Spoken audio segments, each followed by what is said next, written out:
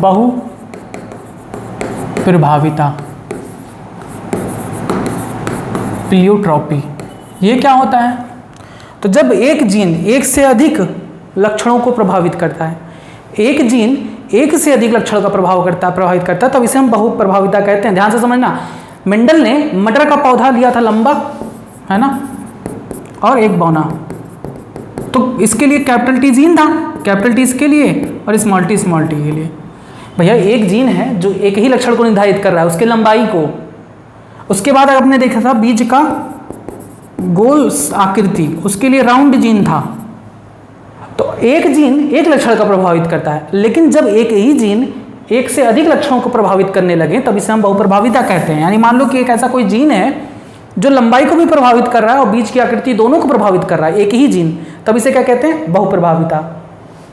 तो बहुप्रभाविता वास्तव में देखा जाए तो उपापचयी पथ को प्रभावित करता है, जिसके कारण अनेक दृश्य प्रारूप उत्पन्न होते हैं।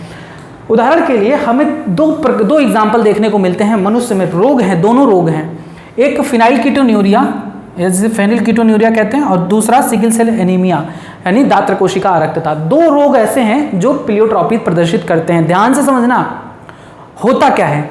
इस रोग में फिनाइलकीटोन्यूरिया में फिनाइल एलेनिन के लिए जो फेनिल हाइड्रोक्सिलेज एंजाइम बनता है वो नहीं बन पाता, जिसकी वजह से उसका उपापचय पथ डिस्टर्ब हो जाता है। अब फेनिलएलेनिन जो हमारे शरीर में अमीनो अम्ल है उसका सही तरीके से उपापचय नहीं हो पाता, जिसकी वजह से मानसिक विकृति होती है, बुद्धि कमजोर हो जाती है, बाल शरीर पर बाल बहुत कम बनने लगते हैं और त्वचा का रंजन होने लगता है, यानी त्वचा बहुत उजली होने लगती है। तो देखो प्रभाव क्या था, फेनिलएलेनिन को डाइजेस्ट करने वाला जो एंजाइम था वो नहीं बन रहा था, उसके कारण 3-4 लक्षण उत्पन्न हो रहे हैं, तो इसे हम प्लियोट्रॉपी कहते हैं। सिकल सेल एनीमिया जो रोग है, दात्र कोशिका रक्तता, इसमें हीमोग्लोबिन डिस्टर्ब हो जाता है, हीमोग्लोबिन का बीटा चेन डिस्टर्ब हो जाता है, जिससे जो हीमोग्लोबिन है वो आरबीसी के शेप को ही डिस्टर्ब कर देती है, गोल से क्या बना देती है, हंसियाकार बना देती है।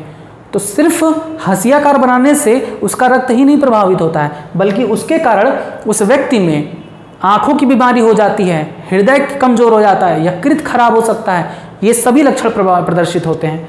तो एक जीन के प्रभाव से जब कई दृश्य प्रारूप उत्पन्न होते हैं तब इसे हम बहुप्रभाविता कहते हैं।